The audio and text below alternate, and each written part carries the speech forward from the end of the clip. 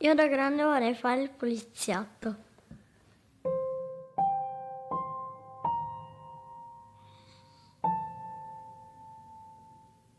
Io da grande vorrei fare il surfista.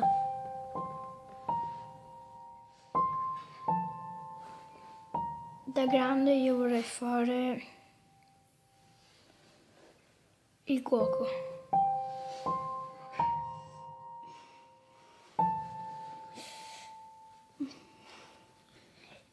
Io da grande voglio fare l'astronauta.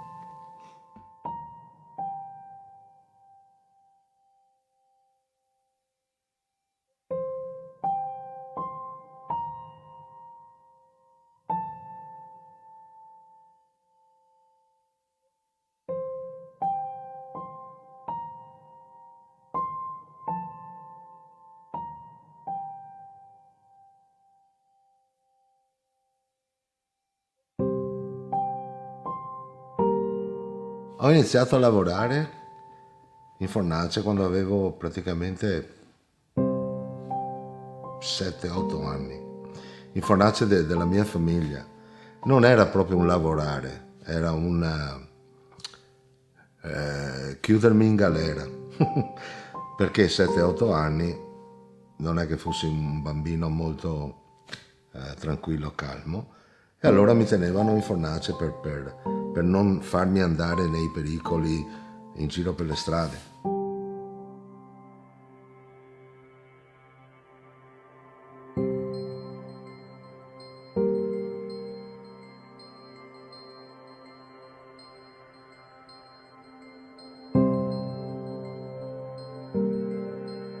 Allora, prima di andare a lavorare in fornace andavo a lavorare con mio papà. A pescare però, andavo a pescare, si pescava nella laguna e si andava a pescare anche in Piave. E in realtà però non è che si andava a pescare con gli altri bambini. L'unico bambino che ero mio papà, me e mio zio. E si viveva, si dormiva in barca e c'era una vita proprio. Io non potevo parlare con nessuno, in realtà si andava in campagna, insomma, e si faceva cambio merce col pesce e io ne dava, insomma, tocco esame, a mattina si beveva il latte appena montata la mucca, insomma, tutte cose, insomma, così. Ma non è che mi piaceva andare a pescare, perché quando un potevo ha bisogno di essere insieme con gli altri bambini, insomma, e non potevo parlare con nessuno, insomma. Dopo è successo che dopo sono andato a lavorare in squero da mio zio, mio zio che faceva barche e legno. Dopo di quello, perché a scuola, in realtà una volta non sono andato a scuola in conclusione. Ho fatto solo a terza elementare. Dopo non volevo più andare a scuola e io preferivo andare a lavorare. Dopo avevo un'officina del ferro battuto e veramente c'era qualcosa che mi attraeva, era proprio il fuoco. E dopo faceva dei ciodi a mano, dopo poco ha chiuso e in realtà dopo un mio amico mi ha portato, cominciato a 11 anni e mezzo, mi ha portato in fornace, nella prima fornace del Murano. E qui non è che c'è stata una scelta mia, insomma, dove o ti lavoravi o ti andavi a scuola, insomma, in un certo momento. E così è prima fornace che ho visto a 11 anni e mezzo. Ma a che età ho cominciato? Intorno agli 11 anni. È stata una scelta libera, anzi più che libera. Mia mamma, la famiglia non voleva, perché non avevo finito le scuole e pertanto ero andato in vacanza, per la verità, poi non sono voluto più tornare a scuola. E in realtà volevo lavorare il vetro, perché mia mamma voleva che facesse il falegname. E lavoravo con Bardella, invece di andare a fare il falegname andavo in fabbrica a lavorare a Serargotti, no? sono andato ad Archimede perché dopo un anno di girovagare poi fabbriche seguo capitai da Archimede Seguso e Archimede Seguso che ha domandato se stavo a mio papà che ha domandato perché Archimede Seguso è molto serio e mi ha ingaggiato. Già a 12 anni ero regolarmente con una legge fascista che il dottore dichiarava che uno che non gli era adatto per lo studio poteva andare a lavorare. E allora mi è una carta del dottore che mi ha detto che non gli ero adatto allo studio e sono andato a lavorare. E ho messo i miei contributi dall'età di 11 anni e mezzo. Il mio primo contributo l'ho avuto a settembre del 47.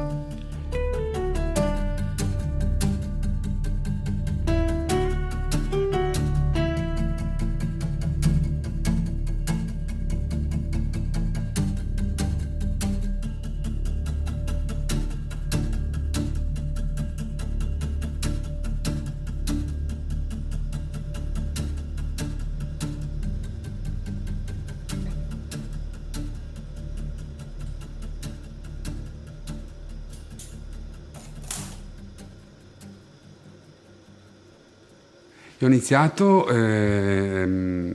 molto giovane, perché ho iniziato casualmente frequentando i laboratori vicini, diciamo, c'erano tanti vetrai tanti artigiani in quel periodo che facevano animali, eccetera. Io ero attratto da queste figure e osservavo un po' dalle finestre, ma diciamo quando avevo 8, 10, 12 anni.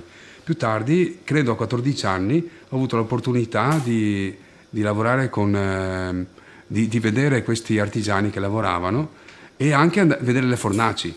Ma io vedevo tutti i giorni le fornaci, l'ambiente della fornace, l'ambiente del lume e per gioco o per passione ho deciso di entrare in un laboratorio dove c'è una sola persona che lavora, cioè un laboratorio molto intimo, mentre nella fornace c'era questo team che gridavano, questi rumori e anche il calore pazzesco dei forni che c'è tuttora, diciamo. E allora ho deciso di entrare in quel piccolo mondo, ma solo per gioco.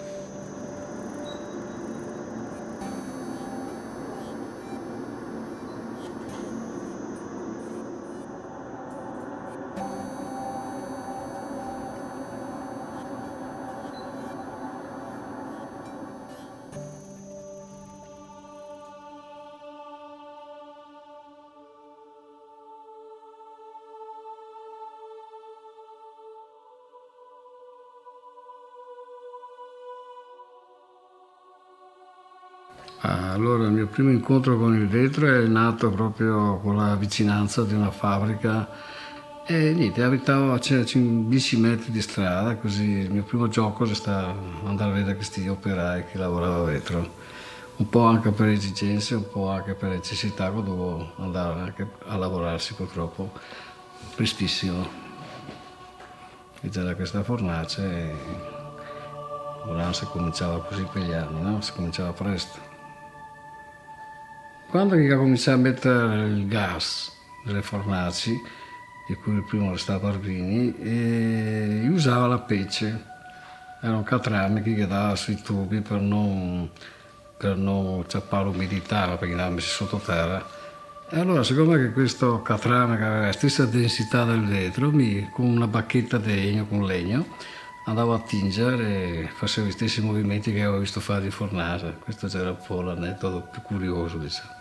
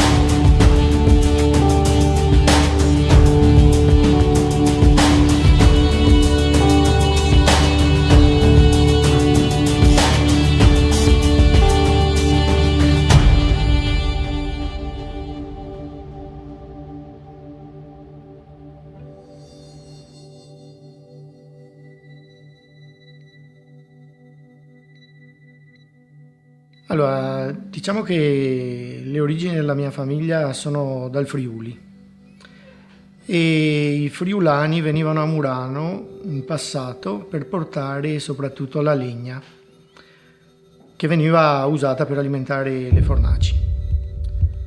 E quindi ogni anno c'era questa migrazione e venivano tutti più o meno dallo stesso paese, che era Magnago, e venivano per diversi mesi all'anno.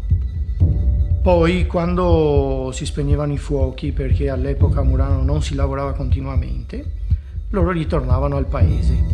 Poi quando ricominciava la stagione del vetro, loro ritornavano.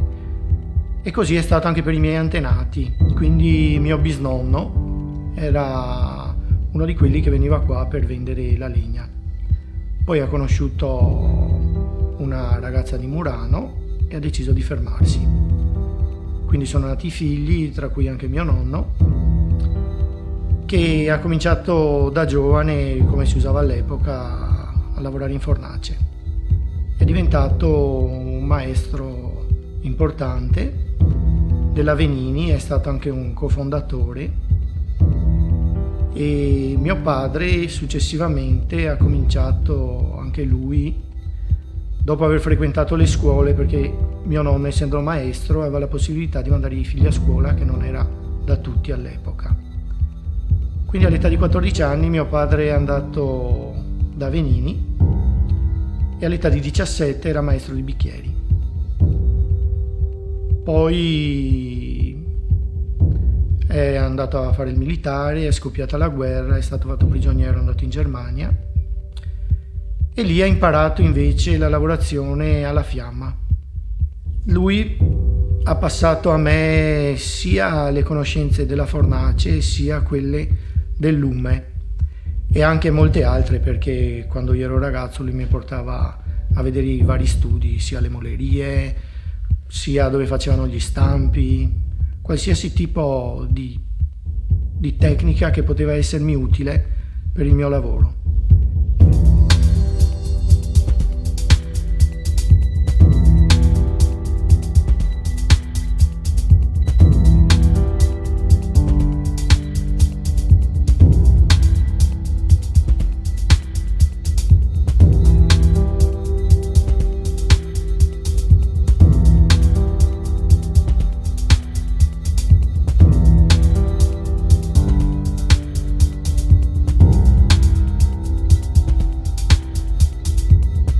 Al lume mi sono messo a 19 anni, così come hobby. Nel 1973 ho fatto una scelta, mi sono messo proprio a lavorare in casa del fumo a lume, o a fornace, perché non è che avevo un futuro in un certo momento.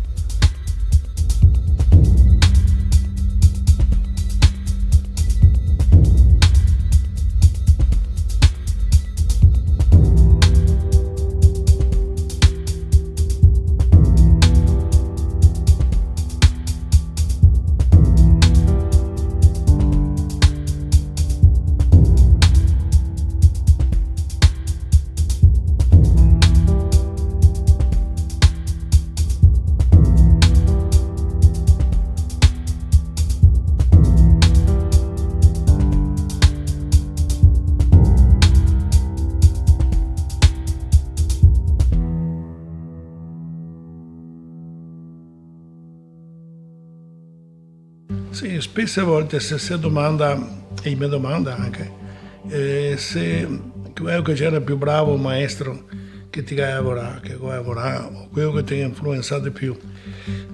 Cioè, da qui che ho visto per esempio, forse il più bravo in assoluto è stato Archimede Seguso. E anche c'era carismatico, per esempio una volta mi ricordo che se facevo un vaso molto grande, no? E ora non capivo questo vaso, ma gacciuppa il piede. E ora buttiamo via, gacciuppa il piede, perché no, non buttiamo via niente.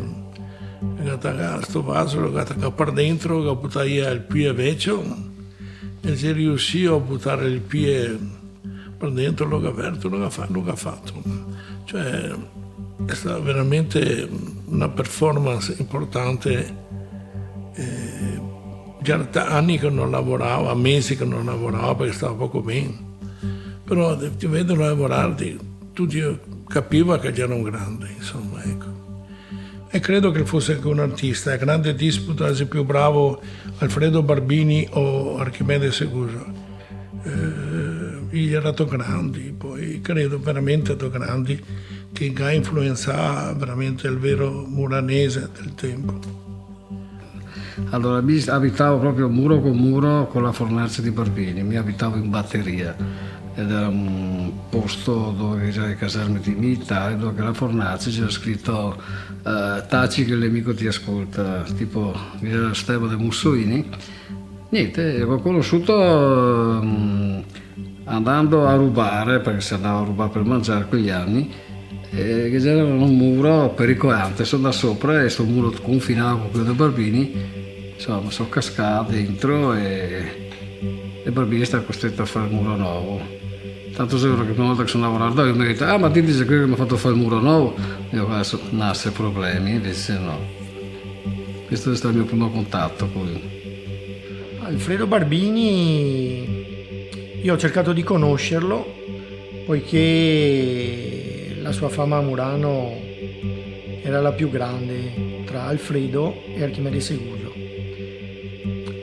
Mi ricordo che sono andato a trovarlo, era sabato, quindi non si lavorava, erano circa l'1:30 alle 2 dopo pranzo e siamo stati a parlare fino alle 7:30 di sera e lui aveva già una certa età quando io sono andato, quindi aveva sugli 80 anni più o meno, però lucidissimo. È una persona anche affascinante dal punto di vista personale, con un certo carisma. Alcuni dicevano che era cattivo, altri dicevano che era troppo, per me era un gran maestro e basta. È chiaro che quando vedevo lavorare volevo imparare, mi piaceva, ormai mi affascina questa materia e cercavo di imitare anche il suo tic, perché pensavo che anche il tic fosse, facesse parte della maestria di questo uomo che voglio fare sempre così coi denti. E mi ripetevo qua, volavo, ma così proprio da innocente. E lui era innamorato del vetro, anche dopo tantissimi anni di lavoro. Lui trasmetteva ancora questo amore e mi diceva: io il vetro lo sogno di notte e non vedo l'ora che faccia l'alba per andare in fornace a realizzare quello che ho in testa. E questa è una fortuna che ho anch'io. Dopo anni, tanti anni, non quanti ne ha lavorati lui, però avere questo secondo me è un dono.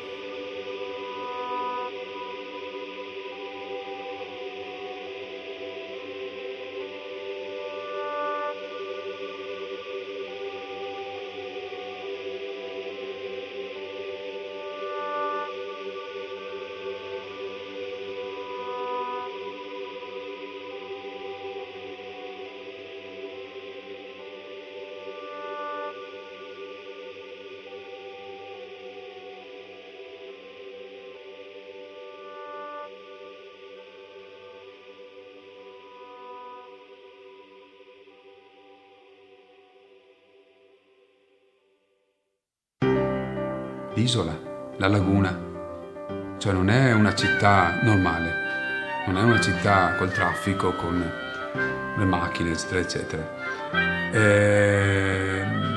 Basta andare, cioè uscire con una barca a remi e vedi un'atmosfera ma collegata a un'architettura storica, collegata a una 1000 anni di storia.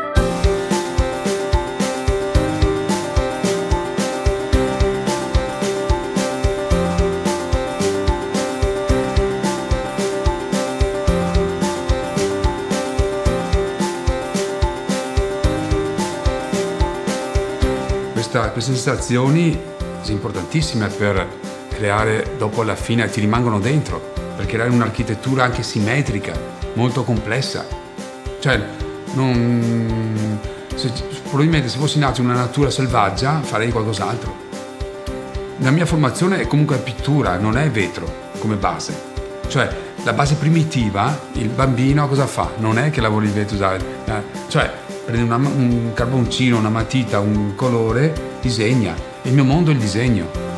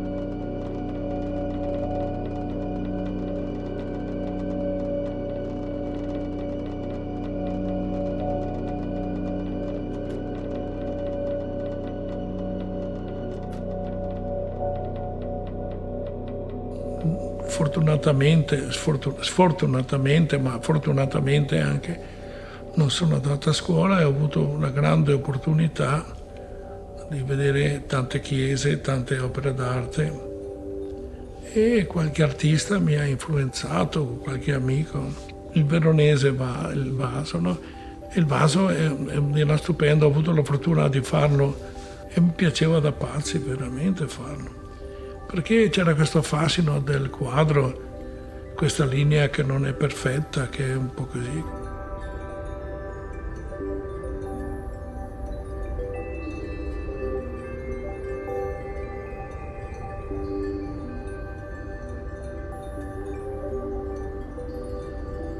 C'era Zecchin che diceva che la forma va fatta così, Venini, la classica di Venini. In realtà la forma del veronese è di una bellezza incredibile. Credo che Venini faceva dei veronesi che erano incredibili per certi versi nel passato. Adesso l'unico che proprio fa dei veronesi bellissimi è Cesare Toffolo.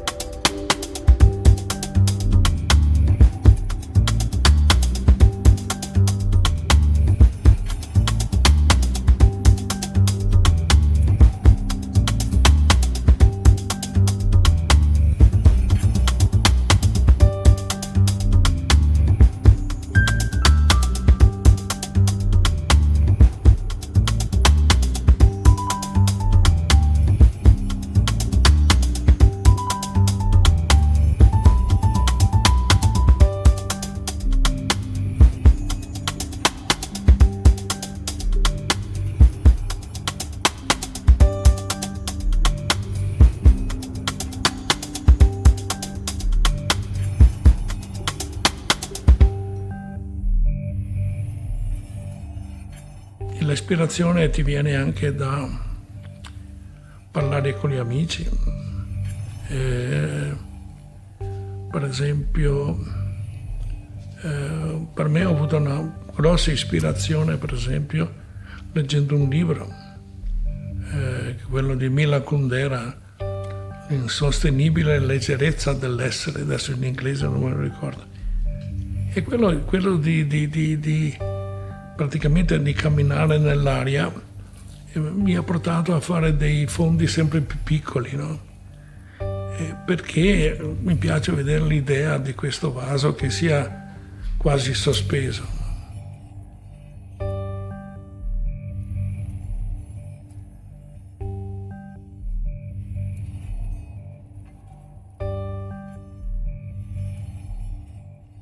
Ho passato 40 anni della mia vita nel più completo anonimato.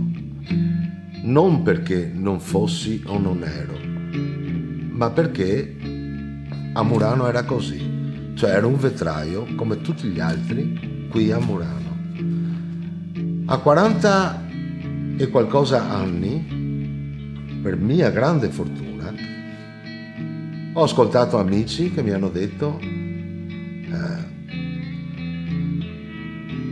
cambia, non lavorare il vetro pensando a fare le cose di uso quotidiano, tradizionale, per i turisti. Fai qualcosa per te, che non serve a niente, che è solo bello da vedere. La differenza tra arte e artigianato è un discorso che si sviluppa da secoli. Quindi abbiamo per esempio una frase di San Francesco, che già all'epoca, quindi parliamo del 1200, diceva: chi lavora con le mani è un lavoratore, chi lavora con le mani e la testa è un artigiano, chi lavora con le mani, la testa e il cuore è un artista. Bisogna necessità, un artigiano per diventare artista è da saltare a un certo momento diventa qualcosa di più, è da dare quella piccola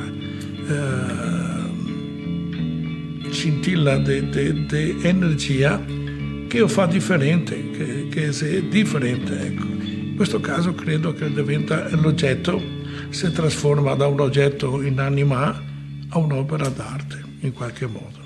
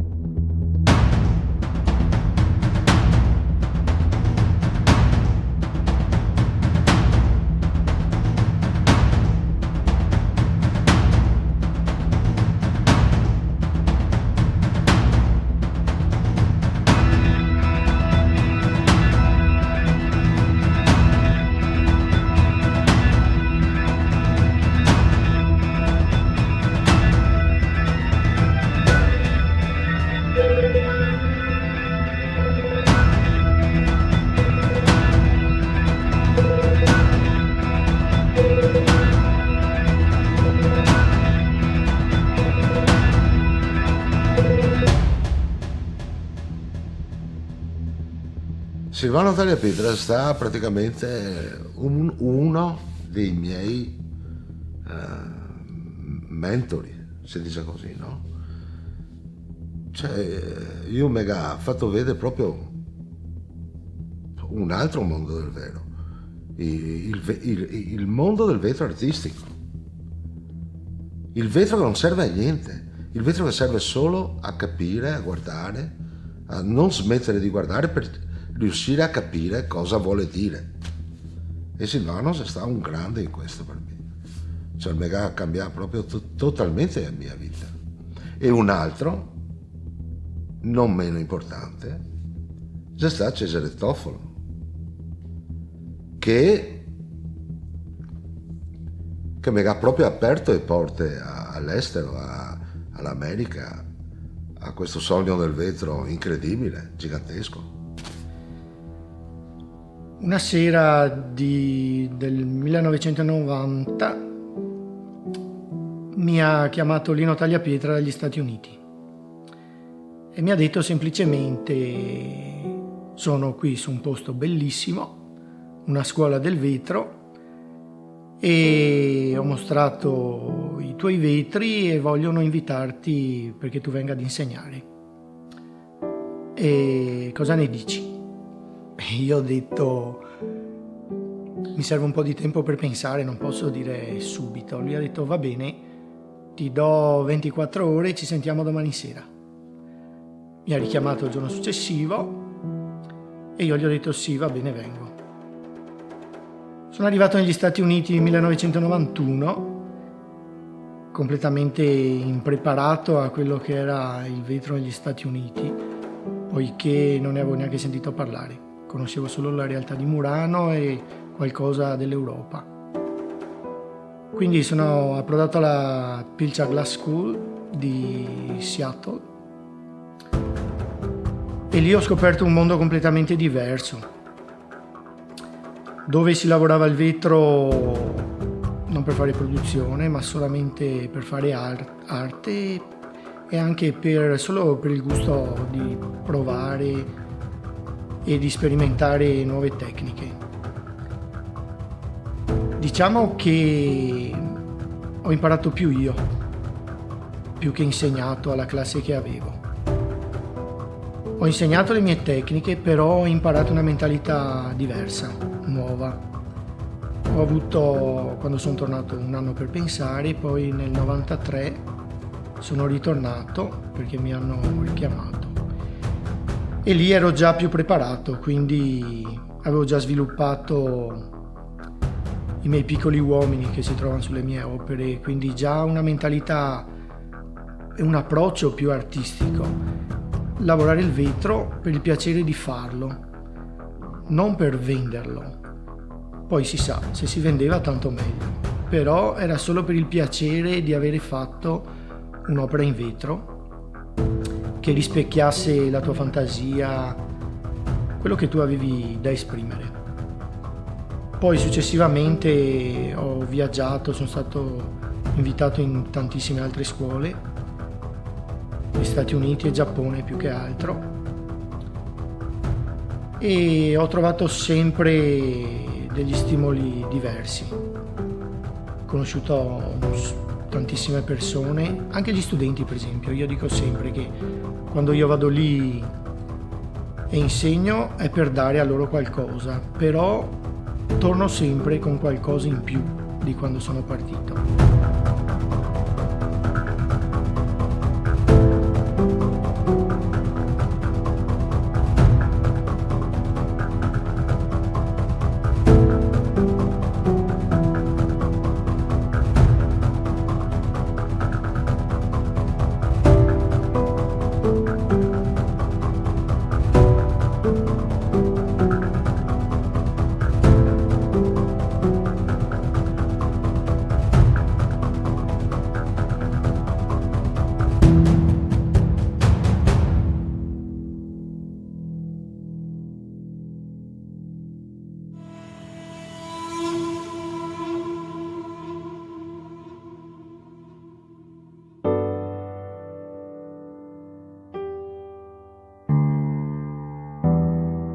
il mio primo corso l'ho fatto in Giappone, non in America, casualmente in Giappone. Sono andato a Nijima, questa isoletta dove 2000 anni fa è sorta da un vulcano, cioè, e la sabbia è praticamente è vetro, cioè è proprio sembra proprio non so, la storia antica che ci raccontano della storia del vetro, cioè questo fuoco nella spiaggia che si trasforma in materiale trasparente. A Nijima ho lavorato con William Morris, che è un famosissimo, era ed è tuttora artista americano. A Nijima c'è stato un impatto quasi, sembrava cioè l'impatto del mondo del vetro come un sogno per realizzare un'opera che senti, come un messaggio per il mondo. E tutti quanti lavoravano con dolcezza, creatività, con tranquillità. E questo è l'impatto che ho avuto in rapporto alle fornaci che gridavano come matti e che dovevano correre e fare la produzione. C'era proprio questa con la musica angelica. Non so, lavoravano, mi ricordo questi giapponesi felici, William Morris insegnava, erano proprio in estasi, diciamo, no? E da lì poi sono andato a Pilchak e c'è stato un grande impatto generalizzato tra fusioni, casting, fusioni all'interno della kill casting, soffiati, c'era Lino, Tagliapietra che insegnava in quel periodo lì, e Berti Valin casting, Sean casting, diciamo, questa fusione sulla sabbia. E praticamente là c'è stato proprio l'impatto di tutte le tecniche, poi ce l'ho io col lume, e diciamo, ed era là è stata veramente potente, non in riguardo al mio lavoro, ma in riguardo a tutte le tecniche collegate tra di loro.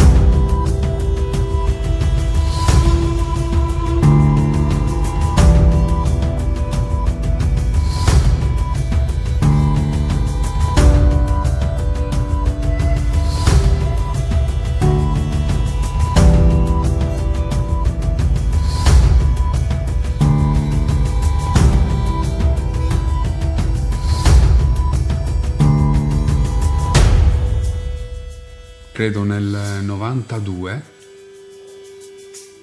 sono stato invitato a Wheaton Village nel New Jersey e poi sono andato a Filadelfia e New York, e in questo viaggio, parliamo del 91-92, questo viaggio siamo stati a Heller Gallery, siamo andati a vedere una mostra di Paul Stankard, adesso mi ricordo ancora, questo amico Paul, che tuttora ci frequentiamo. Siamo andati a vedere questa mostra e poi sono andato a visitare Urban Glass, che c'era questa scuola di New York, Brooklyn, e ho visto Pino Signoretto e ho detto: ma cosa fai qua? È stata là, e lui mi ha detto: wow, un cowboy, perché avevo il cappello un po', parliamo nel 92, e così siamo diventati amici negli Stati Uniti, e non a Murano eravamo così, forse ci salutavamo, ma da lontano. Negli Stati Uniti siamo stati, e da quella volta lì diciamo, abbiamo iniziato ad avere cioè è molto diverso conoscersi negli Stati Uniti, due che abitano a Murano, che lavorano il vetro a Murano da una vita, c'è un atteggiamento molto diverso che conoscersi qui, cioè in modo, non so, c'è un legame che continua, diciamo. Sì, l'ho conosciuto a Urban Glass, infatti con questa giacca, dico sempre, con questa giacca con le frange, con questo cappello, però sapevo che c'era lui, da quel tempo c'era conosciuto insomma Lucio, e sì, è sta strano, io ho conosciuto Lino Tagliapietra in America, non l'ho conosciuto qua, un altro personaggio che ho conosciuto fuori da Murano. Però non cambia niente, cambia solo che alla fine c'è due persone che si trovano magari su Marte, però in palla vetro. Questo è interessante. Un biglietto disastroso per arrivare a questi 2 giorni, perché come pure tutti, la prima volta in aereo non ho parlato inglese, e allora in qualche modo in qualche modo sono arrivato. Volevo tornare indietro a Londra perché ha avuto problemi con i terroristi a Francoforte. Ha perso l'aereo che mi portava a New York, perché c'era Francoforte e New York, e poi New York, Seattle. Una cosa semplicissima, proprio per uno che non sa mai andare in aereo, mai proprio niente. In qualche modo a Londra volevo tornare indietro, invece qualcuno mi ha aiutato, sono arrivato a New York, siamo arrivati alle 2 di notte, un aereo di notte, ho dormito un pochettino e al mattino ho tentato di chiamare la scuola, 3 ore di differenza, e poi il telefono con i soldi non è come adesso che fai il numero, così, è stato un trauma. Sono arrivato a Seattle, io ero al terminal, credo South, loro mi aspettavano al nord e mi hanno chiamato per tutto così, il mio bagaglio è arrivato dopo 6 giorni, un disastro. E insomma dopo 2 ore che aspetto ero stanco, avevo l'indirizzo di Pilchuck, Seattle, Stanwood, Seattle, così. Allora c'era un taxi, era la Far West Company, mi impressionava perché questo tassista aveva tutte le stemme. Io gli do l'indirizzo e mi fa Seattle, ma non è Seattle, dove sono? Allora siamo andati a Pilchuck, 2 ore di taxi. Costa una cifra incredibile. Arrivo alle 3:30. Arrivo alle 3:30 del pomeriggio e arriva Benjamin Moore e dice: "Oh, sei arrivato? Everybody waiting for you. You do demo?" Non avevo gli utensili, non avevo niente. Mi hanno dato un paio di borselle là. Va bene, facciamo demo. Dopo 2 giorni di viaggio ho fatto dimostrazione, poi sono andato a letto. Però l'esperienza di Pilchuck mi ha servito molto. Mi è servito molto perché ho visto un'energia che mi era sconosciuta.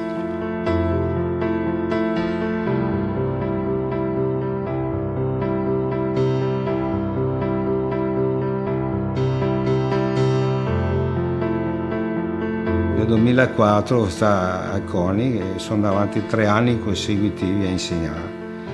Dopo sono andato in Giappone, a Pella, a Seattle, Pircia. Posso dire che ho anche imparato anche dalle persone, anche dagli allievi già addirittura.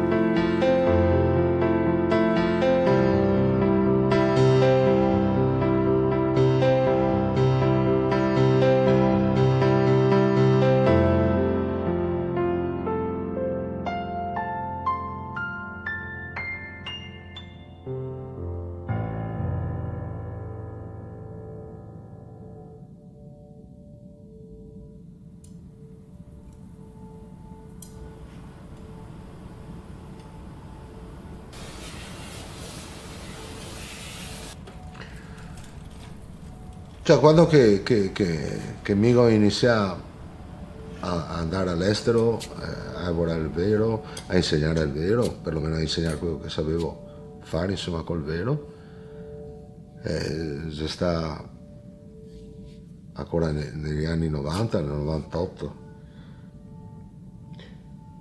che appunto per merito, grande merito di Cesare Toffolo, mi ha convinto di andare a vedere questo Gas Conference. Non avevo neanche idea di cosa che stavamo parlando, insomma. Al Cornell Museum.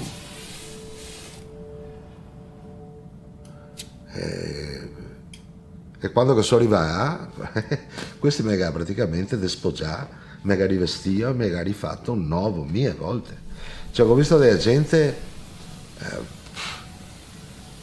andare in giro per la strada con le canne sulle spalle, 9 di stecca appena comprare, come che fosse la gente che va in giro con la chitarra. Cioè, sta gente con queste tagliante, con queste borsee, con questi ferri per lavorare al vero, dentro zaino, cioè per me. Ma dove vai sti qua? Siete tutti matti. E invece no. I matti c'eravamo noi altri, che non capivamo niente, che non riuscivamo a percepire, a sapere quello che c'era, questa passione immensa di sta gente riguardo al vero, roba che noi altri, magari per la quotidianità del lavoro, abbiamo perso, insomma.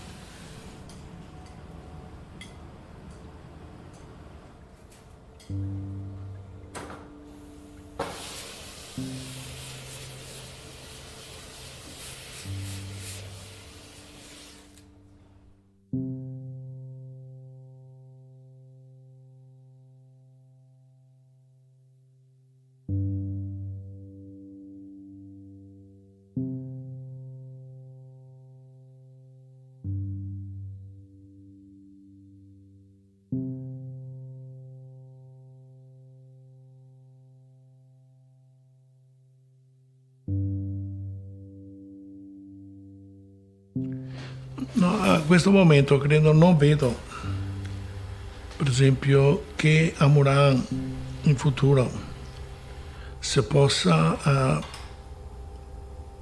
cioè, no, perlomeno per il momento, ecco, si possa produrre nuovi giovani maestri, per esempio. Non credo che si possa in questo momento creare dei maestri o dei giovani maestri che possano diventare maestri, che abbiano una cultura un pochino come che siamo buoni altri, non perché gli altri siamo più speciali di altri, ma perché abbiamo visto un periodo che siamo stati in transizione. Per esempio, siamo passati direttamente dal Medioevo siamo andati su una, insomma, in qualche modo, no?